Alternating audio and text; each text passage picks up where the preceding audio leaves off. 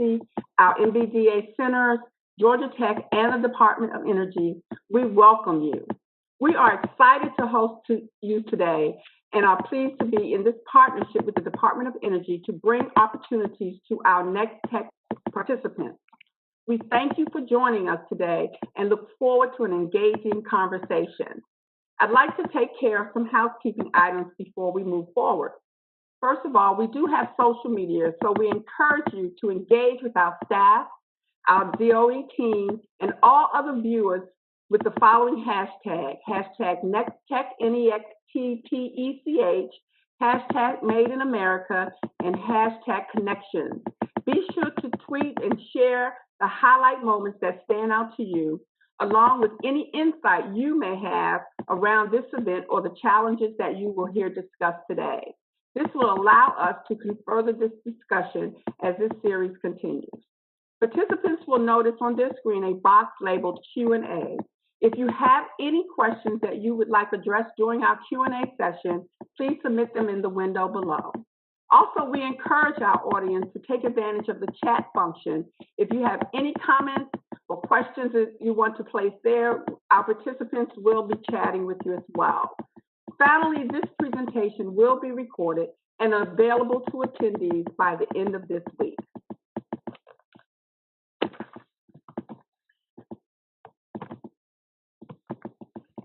I'd like to take this moment to thank our federal sponsors and supporters. First, to the Minority Business Development Agency, thank you so much for your continued support of this initiative and for your commitment to support the minority business community. And thank you to the U.S. Department of Energy for being our first big buyer in the NEXTTECH 2020 series. We are very excited to have you on board to discuss our first challenge, which is energy. We also like to thank our corporate sponsors, EPCO and Train Technologies. They have, through their generous support, we've continued to make these events possible. The Atlanta MBDA Business and Advanced Manufacturing Centers are part of a national network of centers supported by the Department of Commerce, MBDA. With over 30 centers and special projects, MBDA has been assisting minority business enterprises for over 50 years. So at this time, I'd like to introduce to you and invite Mr. David Byrd, the MBDA National Deputy Director, to say a few words. Mr. Byrd. Thank you very much, Donna, and thanks to all the people, everyone who's decided to join us here today. I thank my federal colleagues from the Department of Energy in joining in with us today. We're doing some great stuff with the Department of Energy, and I'm glad to see them here as well. For those of you who are joining us today, MBDA, the Minority Business Development Agency, is 51 years old. This year, created in 1969, and we have a very focused single mission, and that mission is the competitiveness and the growth of minority-owned businesses. There is no other agency in the federal government with the mission that we had. In fiscal year 19, we helped minority businesses land $3.1 billion in contracts. And most people would think that those contracts came from government, when indeed 68% of the contracts were from the private sector, 32% were from government entities. We've got 35 business centers around the country. We're doing some great stuff and some of the programs that we're doing. I want to let you know that we do have a role under the CARES Act to help minority businesses overcome and get through this COVID-19 crisis. The Congress and the CARES Act gave us a specific responsibility under the CARES Act, and that's two things. The Congress gave us $10 million to work with our business centers, to help our business centers and minority chambers of commerce in helping them get the resources and information that they need to access help during this time. So we've got a lot of other great programs that we've got going on. We've got the Federal Procurement Center, which is helping minority-owned businesses access and learn how to win government contracts. We've got a great program to help those coming out of incarceration become entrepreneurs. And we've got a terrific program that we just signed with Amazon, where we're helping those who have goods and services to sell. We have an academy set up with Amazon that once you finish their online academy, then you'll be able to go on their platform and sell your goods and services. So we're doing some exciting things. Donna, the center there in Atlanta at Georgia Tech, they're doing some exciting things as well. We are very happy to be a part of this, and I'm very happy to participate in today's forum. Thank you so very much.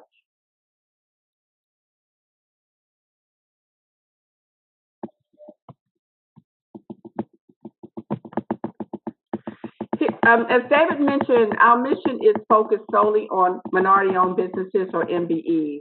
Here at the centers at Georgia Tech, we help MBEs experience significant growth, create and retain jobs, and basically become sustainable, thereby contributing positively to our communities and to the nation. The centers here are part of a program, a unit here at Georgia Tech called the Georgia Tech Enterprise Innovation Institute. We are one of 12 major economic development programs at what we call EI Square. And EI Square is one of the oldest and nationally and internationally recognized university-based economic development corporations, organizations, in the country. The Atlanta MBDA Business Center is over 15 years old, and in 2016, we launched our Atlanta MBDA Advanced Manufacturing Center along with our National MBE Manufacturer Summit, which will be in its 5th year this year. Here are the 4 areas where we help minority businesses secure markets and new opportunities, acquire capital, build infrastructure, and access resources and expertise. We are really known as an organization and as a network as being able to tap the vast network of resources and expertise available to all of our companies in the country. Our particular impacts here at the Atlanta MBDA Business and Advanced Manufacturing Centers are reflected here. Over the years, we have helped our companies garner $3.5 billion in contracts and finance. We've served over 20,000 MBEs and helped create or retain 6,500 jobs. I would be remiss if I didn't say thank you to my team, Aisha Jones, who handles our event planning, Asha Morton in marketing, Lauren with programming. I wanted to introduce you also to Anita Davis and Jennifer Passy, who are our finance contractors who have been helping our companies respond to the COVID-19 crisis along with our CARES Act funding.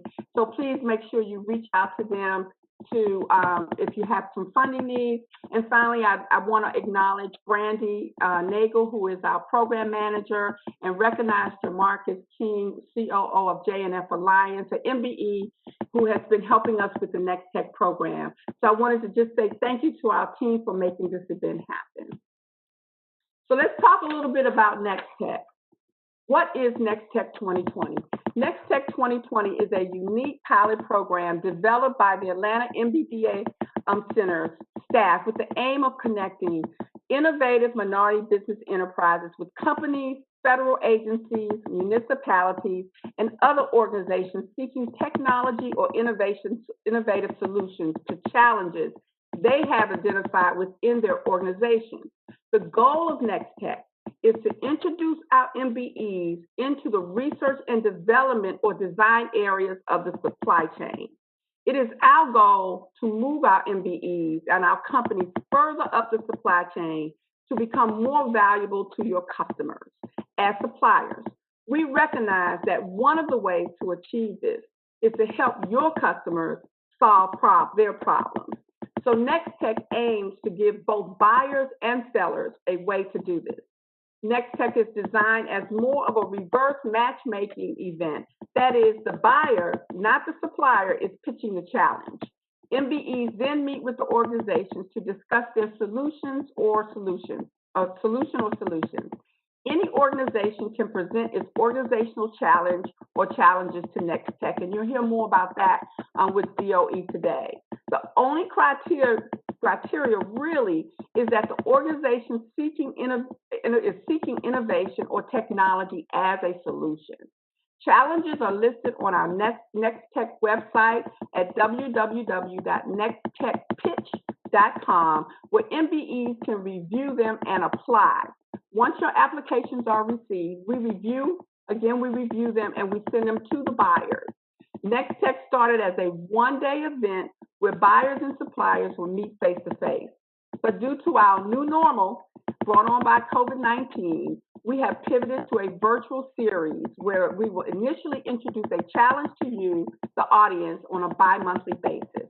So let's get to our first group of challenges brought to you by the Department of Energy. At this time, I'd like to turn over the program to Kyle Wiley. Kyle currently serves as Senior Advisor to the Chief Commercialization Officer of the Department of Energy in the Office of Technology Transitions.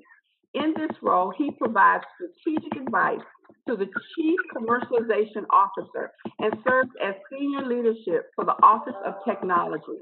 When I reached out to Kyle, he immediately said yes and got on board to this opportunity to participate in this new initiative and has supported us wholeheartedly in this effort. I thank him and his team for their commitment to NEXTTECH and to the minority business community. Kyle, it's your show.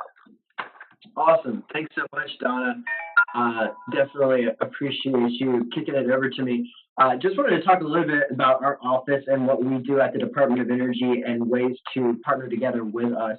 The best way to kind of think of our office, the business development office of the entire department in our 17 national labs. So I'll go into a little bit more through our slideshow here about what we're doing. So OTT, our main goal is to advance the economic, energy, and national security interests of the United States. So that's done primarily by expanding our research and development portfolio. We have 17 national labs that we spend about $18 billion a year on research and development. So we're working on literally every type of technology, ranging from energy storage to advanced manufacturing, 3D printing to solar, wind, you name it. So it's a really exciting time at the Department of Energy, and a lot of times folks don't realize just the vastness of the department and all that we're working on.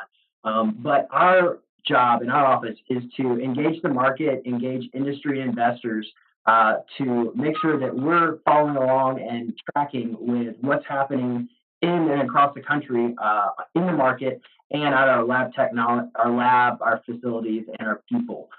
So the best way to describe what we try and do is get a return on investment for taxpayer-funded research and development. So there's a couple different areas that we break our office into. Particularly relevant to this conversation is our Tech Commercialization Fund under Strategic Programs. That's a fund that's a 0.9% tax applied across the department, usually about $35 to $40 million per year, that takes a private entity or an external entity and partners them with one of our DOE national labs. And there's a 50-50 cost share to work to commercialize technology and further along research and development. I'd also encourage you to check out Lab Partnering Service. That's our website, labpartnering.org. This is where you can go in and see the technology that's currently being worked on, being developed and researched at our 17 national labs. And it even has a function for you to directly connect to the labs and those researchers working on that technology. So if you have a bright idea or you're working on something and you're curious as to if the department's already working on that, I would suggest check out labpartnering.org. And it's a good way to start engaging with the labs overall. We also host our Innovation X Lab Summits, which are industry, 2/3 industry and about 1/3 governmental. Those are a bit high level, with mainly focusing on a particular technology. For instance, we just did one on artificial intelligence that was hosted by Argonne National Lab up in Chicago. Our office has continued to expand its mission. We were created about 5 years ago. My boss is the Chief Commercialization Officer of the department. His position was created about 2 years ago. In the words of our former secretary, Secretary Perry, to ride herd over all the commercialization activities at the Department of Energy. So if you're looking to get involved with the department but don't know exactly where to start, that's a lot of the role for our office, is to say, hey, this is the technology I'm working on. What energy office should I be talking to? in order to further along that technology. So as you see, our budget has continually increased, and we're rolling out new programs, working with some incubators and accelerators across the country, and as well doing our market analysis and regional outreach. This is our Innovation X Lab that I touched on earlier. Main goal of it is to drive relationships with our national labs that are working on all types of different technologies. As you can see at the bottom there, we've done ones on energy storage, modernization, AI, biomanufacturing. We are rescheduling our ones on carbon capture utilization and quantum, which would probably be very relevant to Georgia Tech upcoming. So we're hoping to have the carbon one in September, and then in November we will have our one on quantum computing. But that's our Innovation X Lab series designed to engage industry at a higher level as well. And that's pretty much it for our office. This is my contact information. I would encourage you to reach out to me, to check out labpartnering.org if you're interested in partnering with the Department of Energy. And thank you guys so much for allowing us to participate. And I will kick it over to Deputy Assistant Secretary Alex Fitzsimmons. All right, thank you, Kyle, and thank you, Donna, and to the whole team for having us here today. To David, my colleague at the U.S. Department of Commerce, all of you who are joining us today under what we know are challenging circumstances. So that's me, as Kyle mentioned.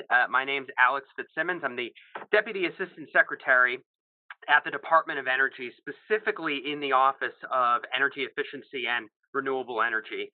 And I'm going to talk to you today. I've got a lot of slides to get through. We're going to go this way. I'm going to talk to you today about an exciting new initiative that the Secretary of Energy, Dan Brouillette, announced a few months ago, back in January. It's called the Energy Storage Grand Challenge.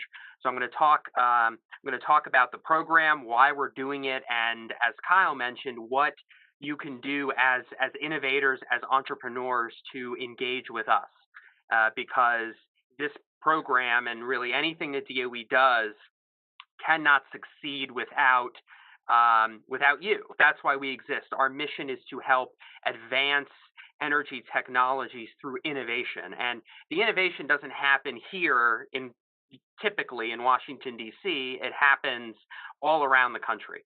So I'm going to talk to you today about the Energy Storage Grand Challenge, and so on a broad level, the Secretary Brouillette announced the Energy Storage Grand Challenge in January. The overarching vision is for the United States to become the world leader in energy storage technology and in exports, with a secure manufacturing base and supply chain. And the reason for that is because we've recognized that energy storage is vital to the future of America's energy system, which is changing rapidly. And we know this because we can see it, right? There's a lot more renewable energy is coming online. Costs for wind and solar are coming down. You see more electric vehicles. And the challenge going forward is how to integrate all of these new technologies together while maintaining a secure and reliable and resilient electric system and energy system. And energy storage, writ large, is one of the key tools we have to adapt the electric grid we have to meet our future energy needs. And so that's why the mission of the Grand Challenge is it's really a comprehensive program. For the first time in DOE's history, we've never had a coordinated, integrated energy storage plan. Individual program offices have invested significant amounts of money in energy storage in the past. We've had DOE spends about $400 million per year, in fact, in energy storage technologies, but we've never had an overarching strategy. And so that's what the Energy Storage Grand Challenge is, a comprehensive program to accelerate the development, but also the commercialization of next generation energy storage technology so that the U.S. can sustain its global leadership in the energy storage technologies of the future. So as we were developing the Grand Challenge, one of the things we recognized is that the United States is, and the Department of Energy more specifically, is adept at research and development. We're very good at doing early stage R&D, basic science, but what we're not so good at is what comes next. And that's transitioning it to the marketplace, which is what Kyle thinks about all the time, and all of the associated challenges that are involved with scaling and deploying technology. And we also realized, we're not in the business of just doing science experiments that go nowhere. We have a national mission that advances the economic security and the national security of the United States. And so we need to make sure that the technologies we're developing can have an impact in the marketplace. And so what we realized is that if you're going to be the world leader in energy or energy storage, then research and development is necessary, but not sufficient for the U.S. to be the world leader. We also have to address the associated scale-up challenges, as I mentioned. And so that's why when we launched the Energy Storage Grand Challenge, we launched it with these 5 focus areas or 5 tracks that are made up of all sorts of staff in virtually every program office within DOE that works on anything related to energy storage. And those tracks are technology development, the foundation, domestic manufacturing and supply chain, technology transitions, policy evaluation, and workforce development, all of which we believe are necessary for the U.S. to have a leadership role in storage going forward, but that to date historically had not been coordinated very well, certainly without an overarching strategy. And so that's what the Grand Challenge is doing. It's pooling together all of these resources, this $400 million a year on average that DOE invests in storage, and leveraging the various capabilities so that we don't have any stranded investments, any stranded assets, so that we can actually make a real difference in the market. And so I'll go over each of these tracks in detail, and of course happy to take questions at the end. But the overarching theme here is, as it says on the screen, we want to have an energy storage strategy that enables the United States to innovate here, to make here, and to deploy everywhere. So that's the overview in summary. So I'll talk about each of the tracks and why they're so important and why we see them as critical to the entire framework. So the technology development track is focusing on DOE's current and future storage research and development, introducing the concept of user-centric goals that can enable long-term leadership. So the purpose is to support an R&D ecosystem that can strengthen and maintain U.S. leadership. And the need for this, of course, is that we need a proactive and coordinated strategy to develop the technologies that can accelerate our energy storage development. And this supports the overall Energy Storage Grand Challenge mission with a focus on improving performance and decreasing cost. So I mentioned the use case R&D framework. So the vision for this is, one thing we need to think about is, what are our energy and infrastructure goals at various levels, federally, within the business community, different states, localities, all have different energy goals. So what those goals are, and then applying a framework and asking some basic questions like, who are the beneficiaries? What are you trying to get out of storage? Is it long duration, short duration? What are some of the technical and deployment constraints? Are they policy constraints, regulatory constraints? What's the fuel mix in your area? And then based on that, what technologies are out there that we're working on, that we're helping develop in our 17 national labs, as Kyle mentioned, and how can we start making progress on cost and performance so that the U.S. can be competitive and so that we can accelerate innovation. So here are some of the use cases that we've started to develop based on where we see the energy system moving and what we need to do, how the energy system will need to adapt to continue to be affordable, reliable, and resilient. So there's a variety of use cases for energy storage. You're looking at energy storage can be very valuable in resiliency, recovery operations after natural or man-made crises, facilitating an evolving grid that integrates more wind and solar, helping remote communities where they have to import a lot of diesel fuel that's very expensive. Can you replace some of that with energy storage paired with renewables in a smart grid type of environment?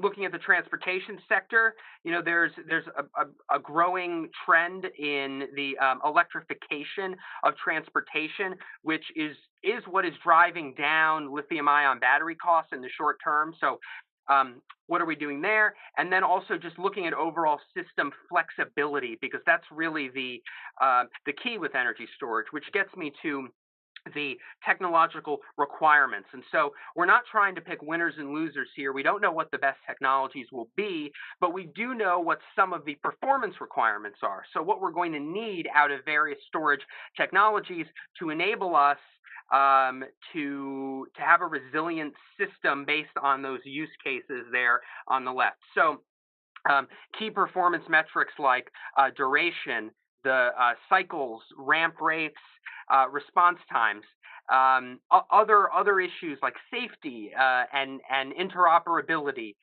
safety around temperature, moisture, flammability, weight limits. All of these things are important when you're looking at various energy storage technologies. And then, of course, on the right, you see various technology pathways. So when a lot of people think of energy storage, they think of lithium-ion batteries, which are a form of a bidirectional electrical storage, right? You can charge or discharge a battery. You can take electrons off the grid or put them back on the grid, depending on the time of day, depending on supply and demand.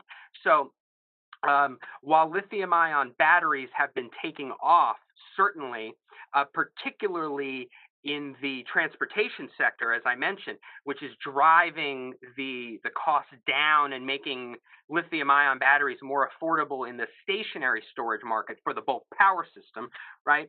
While all of that is true, lithium-ion batteries have their limitations. They definitely have drawbacks. So they're good for short duration storage, 2 to 4 hours, but they don't scale very well. So they're not suited for long duration storage. And yet when we're talking about a lot of the future use cases for storage around resiliency, around smart grids, integrating high penetrations of variable renewable generation, you're going to need longer duration. And so that's why DOE is also looking at other forms of storage that can provide functions similar to lithium-ion batteries that can, but at potentially lower cost and in some cases outperform lithium-ion batteries. Not a lot of people know that the number one source of energy storage on the grid today is actually not lithium-ion batteries, it's pumped hydro.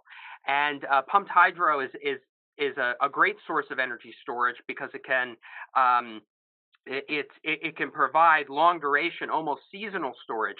Its major drawback is that it's limited geographically for the most part. So all of that to say, different storage technologies have their pros and cons, and we have to fit the technology for the use case. So some other forms, thermal and chemical storage, a lot of people are looking at using hydrogen as an energy carrier. But then, you get into a whole other category of flexible generation and controllable loads, which is something that's in my portfolios at Ask for Energy Efficiency in the Building Technologies Office. We're looking at how to use consumption, our loads, more dynamically. because 75% of the electricity we consume is consumed in buildings, in residential and commercial buildings. So if we can use deploy our consumption more dynamically, then our buildings, which are massive sources of load, can serve as virtual batteries that can help balance supply and demand. Instead of being passive consumers of energy like they have been historically, they can be dynamic sources of load flexibility that can provide valuable services back to the grid. So that's why we have a holistic, comprehensive view of energy storage and the different technologies that fit under energy storage, because we recognize that this is not a one-size-fits-all solution. So I'm going to go through very quickly a few of the use cases. I've talked about facilitating an evolving electricity grid that can integrate more sources of wind and solar, that can adapt to various weather, physical, cyber threats, that's cost effective, that can provide flexibility. So these are things that essentially every utility and every balancing authority across the country is interested in and looking at right now. And the question is, how do you supply that resource flexibility to a grid that is changing much more rapidly than anyone really thought possible? Another example, serving remote communities. This is where you can have some of the biggest impact, quite frankly. We know that there are a lot of communities, whether they're island communities, both in the United States and globally, that are suffering, or whether you're talking about rural areas, either perhaps in Georgia, in the Midwest, in places where there's a lot of agriculture production, where it's expensive to run transmission lines out to. Can you provide local distributed energy on site by pairing energy storage with wind and solar, for example? So, we're looking at opportunities there. Electrified mobility, EVs, I talked about that. EV battery costs have come down dramatically, which is enabling the lithium-ion battery reductions that we're seeing in the stationary sector as well, and that will continue. And the biggest challenge with electrified mobility is how this all integrates with the electric grid. Because the utilities really want to see electrified mobility because it's a new source of load when load growth has been relatively flat in recent years. So, but if you have gigantic spikes in load due to more electric vehicles being charged at different times of day, how do you manage that in a reliable, secure way? The other important point to make here is that energy storage can be applied as a resiliency solution to a variety of critical infrastructure sectors. It's not just the electric grid, but also our natural gas and water system, communications, information technology, financial services, et cetera, all of which, especially now when we're in the world of COVID, we know we're all learning what the terms mission critical mean. And for example, our hospitals are a great example of this. They have to have power, and those resources have to be running 24/7, 365. And so cost is not as much of an issue for them. They need backup power, and they need it to be reliable, and they need multiple layers of redundancy. And storage is one technology solution that can help provide that necessary backup power to keep our systems running. So an example, more critical sectors, defense, emergency services, healthcare, as I mentioned, all critical services that need help now more than ever. And so there's definitely opportunities for energy storage and other advanced technologies to continue to contribute to a more reliable and resilient system. So one example here in terms of how we think about the technology development pipeline, and I know this is a crowded slide, but this is using the example of electrochemical storage. So this starts with lithium-ion batteries, but it really gets into a variety of other battery chemistries, advanced solid-state batteries, redox flow batteries that our Office of Electricity is working on. So this is just an overview of some of the the resources that we have or we're building to accelerate the innovation pipeline from basic research to commercialization. So some of the major activities under the technology development track of the Energy Storage Grand Challenge, as I mentioned, are creating these use cases, which informs the portfolio of technological options, and then the pathway to development and commercialization, all to advance the goal of maximizing the pace of energy storage innovation.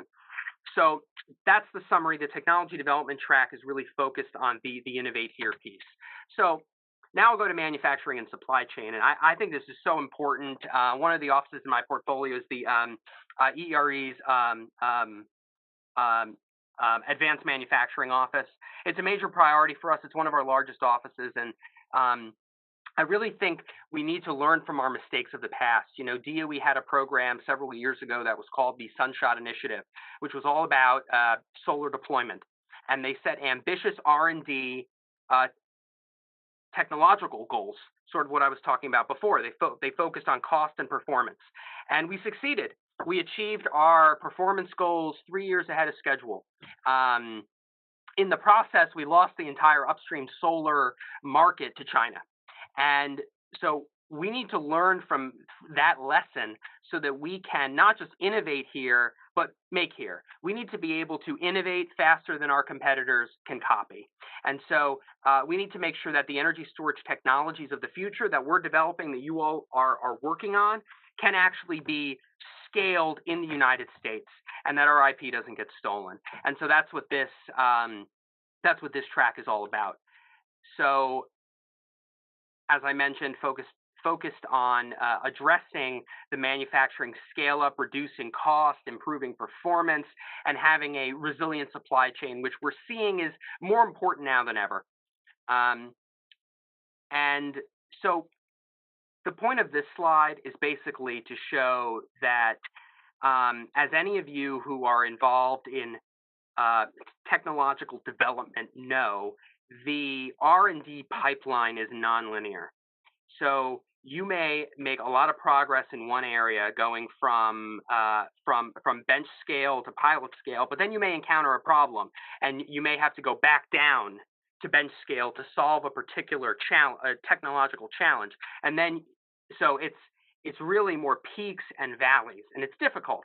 And so this is just a recognition, particularly when you're attempting to address manufacturing, right? Something that works in the lab may not scale the way you think it's going to. And so that's why we're developing a strategy that is not just focused on driving down performance at any cost, but also on addressing the manufacturing scale-up challenges so that they can be commercialized in the United States. And then these are just and some of the examples up on the right of some of the technologies that I mentioned: advanced battery chemistries, compressed air storage, pumped hydro, et cetera, and the different manufacturing processes that we're applying to these technologies. So whether it's process intensification, roll-to-roll manufacturing, additive manufacturing, there's a variety of processes that we're applying to the technology so that we can be competitive globally from a manufacturing standpoint. So that's more on that. Okay, so one of the things that we're doing as part of the Energy Storage Grand Challenge is we are releasing a request for information. So I would encourage you, once that is published, you can you'll be able to find it on the DOE website. We encourage you to please provide your thoughts, because we want to hear from you. We are developing a roadmap as we speak, and we're gathering as much input as we can. And here are some of the questions we're trying to ask, because we want to hear from you, those of you who are involved in the manufacturing side, in the scale up of your technologies, what your most pressing challenges are, what you think we need to do to have a competitive supply chain, and stuff like that. So I encourage you all to read our RFI once it comes out and contribute to it. So technology transition is the other one of the other tracks we have, and as Kyle mentioned, we work closely with our Office of Technology Transitions, OTT, to work on field validation, public-private partnerships, and different financing mechanisms to enable the technology innovations that we're developing and that you all are working on to make it into the market. And so this track touches various parts of the Innovate Here, Make Here, and Deploy Everywhere framework that that's central to the Energy Storage Grand Challenge. So again, we're focusing on these sectors because we think, this is why energy storage matters, right? This is why we're working on it, is to serve these sectors of the economy. So here's an example of some of the work OTT is doing and helping our technology developers think through assessing project risk, production risk, market risk, which is all necessary to de-risk and scale technologies to that are pre-competitive to attract private sector, public and private sector funding. So again, a lot of slides, but you'll see a recurring theme here is all of the use cases that are being applied to our various tracks. We have a number of activities that this track is pursuing. You can see them here. It involves one of the key things that OTT does is connect lab experts with external partners like yourself. We have a lot of intellectual property that's being developed at our national labs that's open source that can be licensed to American companies. So part of that is using the lab partnering service and other mechanisms, financial and non-financial, to enable small businesses and others who are working in the energy space to succeed. So I won't go through all of this. So this is really a suite of activities to help support U.S. leadership in energy storage, both domestic and globally, specifically in the commercialization of new technologies. Okay, policy and valuation. So all of the tech, you can have the best technology in the world. You can figure out how you'd manufacture it, but if your technology is not valued appropriately, then you don't have a business case for it. And so the policy and valuation track is developing objective tools and analysis to appropriately value energy storage to various systems, the electric grid, the transportation system. Because a lot of these technologies are new, there's not a lot of information about how we should value them. So what price do you put on resiliency, right? One thing we know is that it's not just about the levelized cost of electricity. There's a lot more that goes into it. There's capacity value. There's black start capability. There's a variety of essential reliability services. Can you provide frequency and voltage support, right? Especially to a grid that's becoming more flexible and dynamic, or that's going to have to become more flexible and dynamic, right? The most valuable energy technology is the one that you can use when you need it, where you need it, to meet your needs. And so we need new analytical tools to appropriately value energy storage. So that's what this is about. It's about working with a variety of stakeholders. You see a lot of acronyms there, but PUCs, the Public Utility Commissioners at the state level, ISOs and RTOs, the regional transmission organizations, state governments, utilities, because a lot of these decisions don't happen at the federal level. Most of the electricity policy decisions get made at the state and local level, but they often rely on DOE for the analytical tools to help inform their decisions. So while we are not making policy, we are providing objective information so that stakeholders and policymakers can make informed decisions that appropriately value energy storage and other technologies on the grid. So, as I mentioned, these are some of the key issues we're addressing. Defining what resiliency means, improving the representation of storage configurations in various dispatch tools that utilities are using every day, energy system planning. So identifying how much, where, what duration of storage you need for the bulk power system, transmission system, various sectors of the energy system. So these are all key issues that can really make or break the commercialization of storage technology. So, as I mentioned, DOE's role in all of this is that, we don't make policy, but we use our analytical capabilities and our data and computing resources to help policymakers make effective decisions and meet their own policy goals. So again, this is just another representation of who we interact with and what we do from a policy standpoint.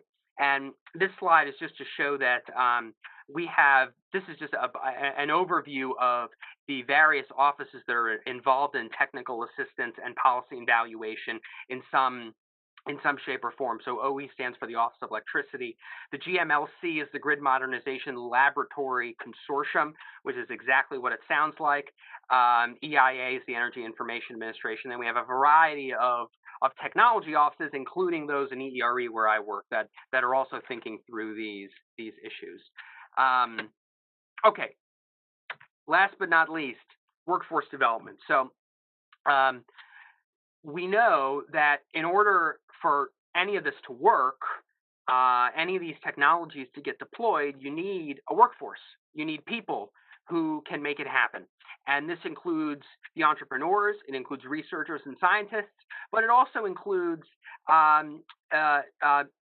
tradesmen. We have a huge lack of skilled trades in this country, and it's a severe labor shortage that is not going to be solved overnight, but is going to be necessary as the sophistication of our energy technologies and our energy system increases. There's going to be increased demand for these types of jobs, for energy storage related jobs, but also grid modernization jobs in general. And so this, of course, cuts across all three of the innovate here, make here, deploy everywhere.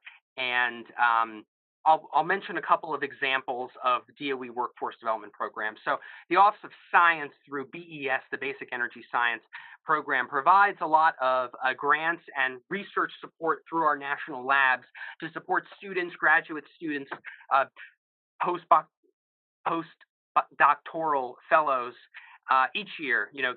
Thousands of students each year. So if you're in this category, there are a lot of programs through our Office of Science and through other offices for you. So that's one example. We have a range of workforce development programs at essentially every level. In high school, we have for high school students, we have the National Science Bowl.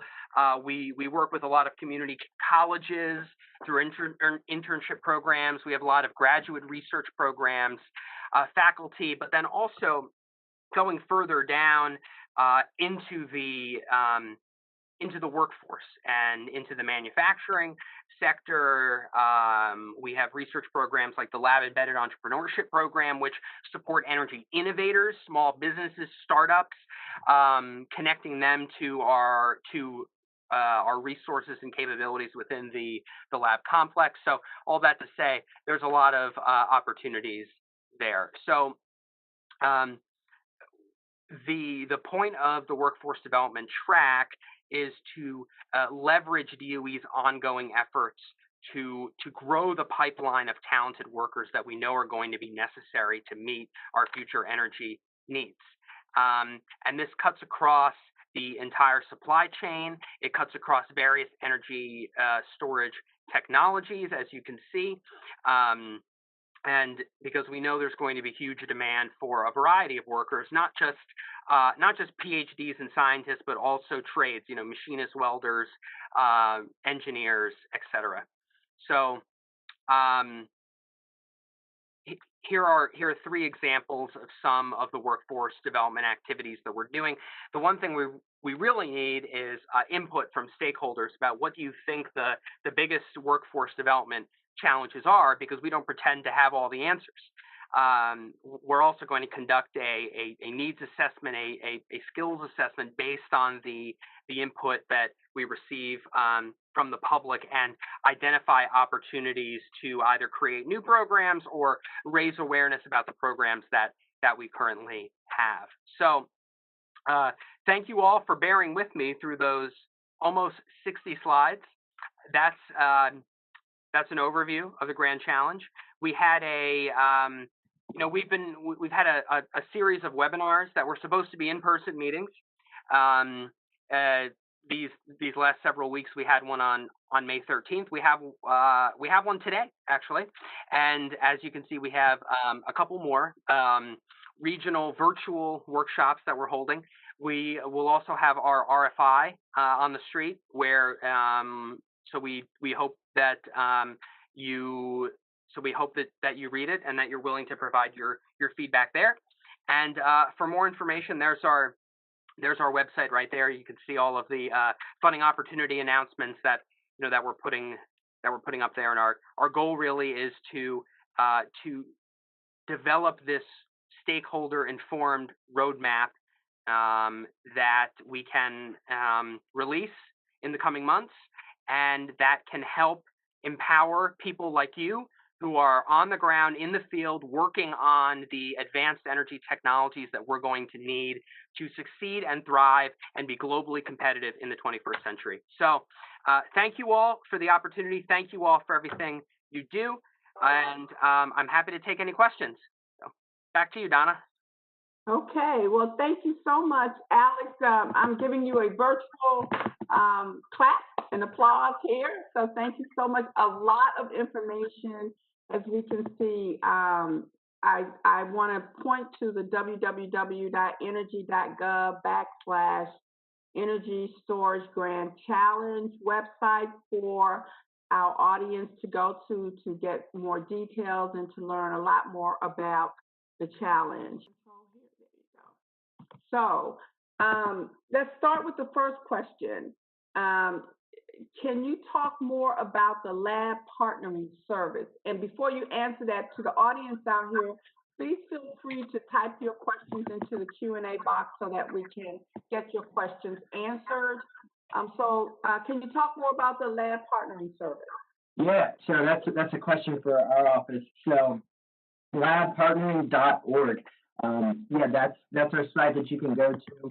It has a visual patent search. The Department of Energy is one of the largest holders of patents in the world. So we have over 40,000 patents that are ready to be licensed out, commercialized. So you can look at the patents, but you can also check on the technologies that are being developed at the lab. And it allows you to directly connect with our labs.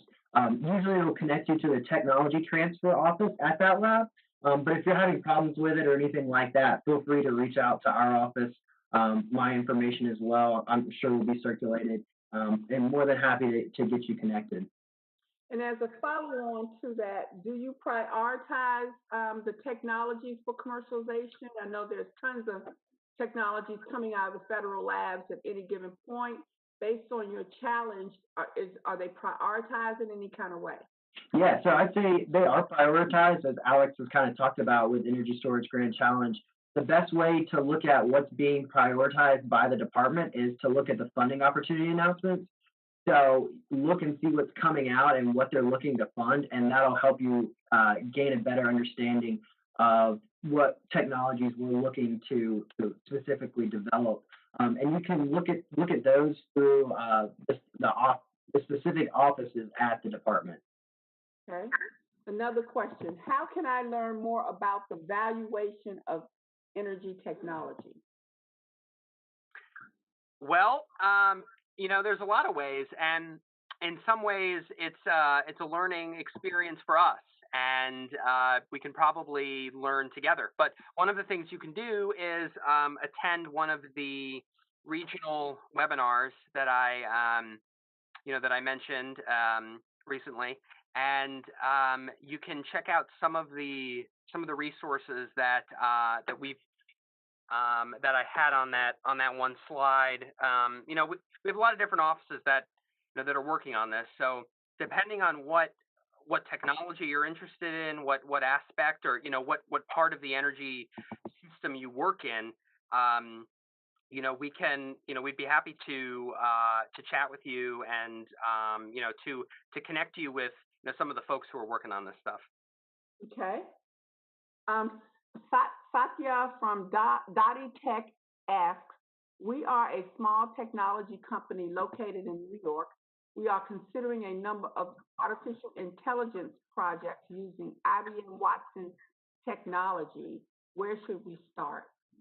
Yeah, so I think that's, I'm really happy if you'll reach out to me, to send me an email, or Donna can share the information. Happy to get you connected to our newly created Artificial Intelligence Technologies Office. They could probably point you in the right direction. And especially in New York, we have Brookhaven National Lab that's up on Long Island. They're doing a little bit on AI, mainly more in the Midwest. Our labs out there, Argonne, are working on artificial intelligence, but happy to get you connected with our artificial intelligence office and see if there's any areas to partner together. Okay, great. What are the timelines to negotiate a tech transfer opportunity with your department, and can it be expedited? Yeah, I hate to have to give you this answer, but it depends. It really depends on the lab and the technology. There's always a lot of different things that factor into a STTR or SBIR grant, which is a little bit different. But anything with tech transfer does have different hoops you have to jump through. But we're happy to work to try and prioritize things, and especially if it's a emerging technology. Okay. All right, the questions are rolling in. Regarding the RFI roadmap, I think it was slide 46. Can anyone participate by asking questions in the RFI? Yeah, so the way you would participate is once the RFI is released, you can read it. There will be a series of questions. You can send your feedback to DOE. So that's kind of like a one-way form of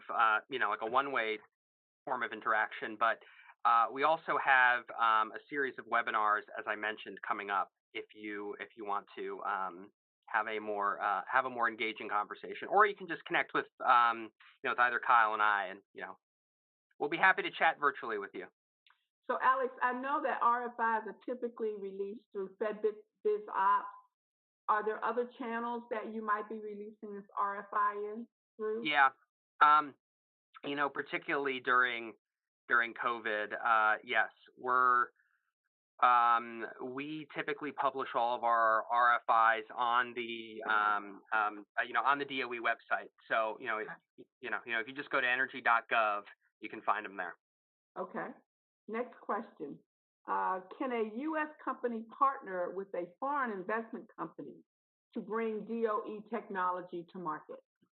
That's another one. It depends. Of course, there's certain nefarious actors across the world that we're particularly aware of. So it really depends on who you're working with. Okay. But David, can you speak more about MBDA's work with DOE?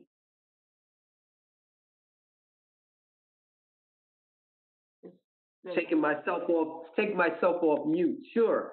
So first of all, we are in the process. We have an outdated MOU, which we're in the process of updating right now. We're working.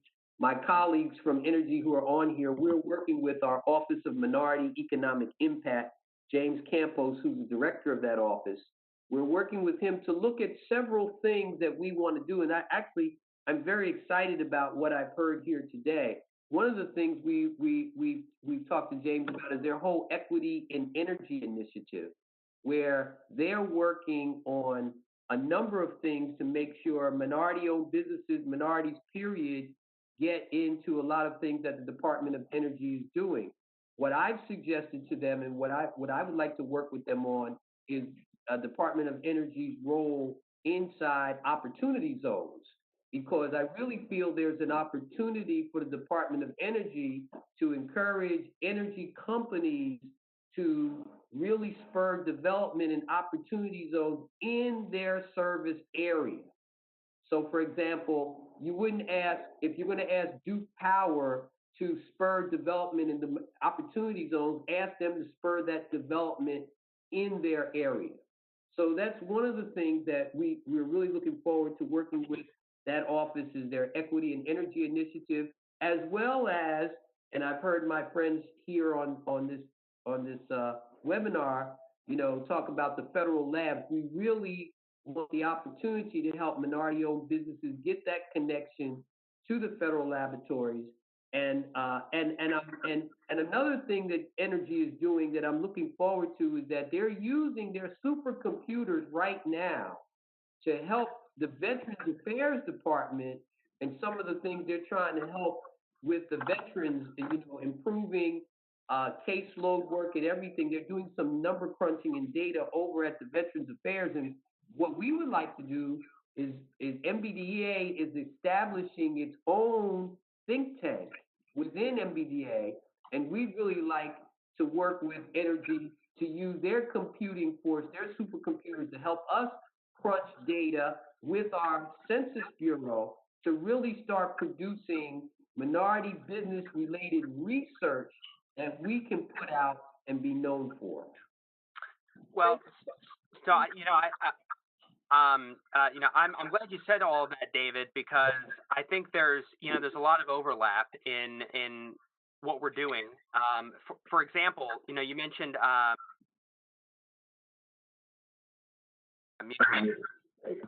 there you go. Okay, I'm back. Thank you. Yeah, I just wanted to say briefly. You mentioned opportunity zones, and and you also mentioned supercomputers. So as you know, DOE has some of the fastest supercomputers in the world. And one of the things we did recently was we put out a funding opportunity for our high performance computing for manufacturing program. And we encouraged applicants to partner with institutions that are in federally designated opportunity zones and with HBCUs, because we know it's a priority for the president. He had he had an EO specifically on this. So we're thinking of ways to expand our reach and our impact in these areas. And so we'll be happy to work with you on that. Yeah, I'm glad to hear you say that, because I'm sure you know that there are, out of the 101 HBCUs out there, 52 of them are located in opportunity zones. So is there an opportunity with the supercomputing opportunity that was recently awarded, I think funded, is there still opportunity for companies to connect to that project? Yes. So that funding opportunity is on the street, and so I can I can send it to you, so you can share it. Is that the quantum computing piece, Kyle, that we were talking about earlier? Yeah, that's a little bit of it. To dovetail off of what Alex said as well, referencing the supercomputers. We have the most powerful supercomputer in the world, and we own and maintain 4 of the top 10 most powerful supercomputers in the world. World Summit is actually right down in Oak Ridge, Tennessee, close by. David, definitely echo. I've actually spoken a lot with Campos at the Equity and Energy events. So we'll definitely have to connect more offline. And I've been working a lot with Domestic Policy Council at the White House on opportunity zones as well. Okay. Do we have any other questions? Let me see. No other questions at this time. I'm going to move to the next slide. Hold on a second. Let's see. Okay, so we're going to wrap this up. So First of all, I want to thank Alex Fitzsimmons, David Bird, Kyle Wiley, and the NEXTTECH team for helping us with this launch of NEXTTECH. This is a beginning, hopefully with DOE, to help our companies work with the challenge and bring technology solutions. We're going to keep so far we do have applications for the challenge, and we will be forwarding those applications to DOE. We're going to keep the applications open until Friday of this week. So if you have heard something here that you think you have a solution for, if you go to the challenge site that we gave you, and you see that you do have a technology or solution, we do encourage you to apply so that you can get an appointment to talk with DOE. Our next challenge, before I get to our next challenge, I do want to say that we took a group of manufacturers to Oak Ridge a couple of years ago, and they were just blown away by the work that was going on at the time. We were focused on additive manufacturing and the carbon fiber research that's going on there. So we fully anticipate with MBDA that we will figure out how we can bring the federal lab tours to you, perhaps in a virtual way. We don't know yet, but clearly it is very important for our companies to at least visit a lab to see what's going on there. It's just mind-blowing. I also wanted to highlight MBDA's Envision Tour that they just wrapped up with last year that focused on technology transfer and how we could get the technology out of the labs. Our platform here at the Atlanta Centers, our platform is technology-enabled, technology-owned.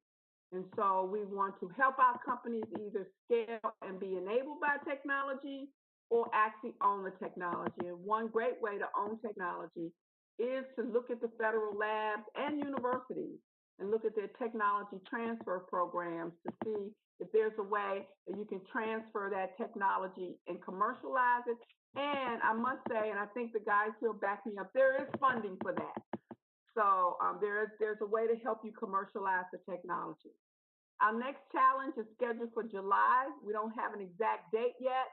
We are working with a major corporation on this challenge, and it's going to focus on manufacturing innovations. We've already got a number of applications from MBEs across the country based on that challenge. That challenge is on the website. So if you are what we call a big buyer, which the DOE is at this point, and our next corporation will be, if you're a corporation, if you are a agency, a municipality, a nonprofit, any organization that has a challenge that you want resolved or solved with technology or innovation, please go to www.nexttechpitch.com or contact me directly if you're a buyer at donna.ennis@innovate.godtech.edu. If you're a seller, that is, if you're one of our MBEs and you do have a technology solution, please go again to www.nexttechpitch.com. Thank you again for joining us today. We really appreciate you, Kyle Wiley, David Bird, and Alex Fitzsimmons for joining us on this launch of NEXTTECH 2020, and we will see you in July. Thank you.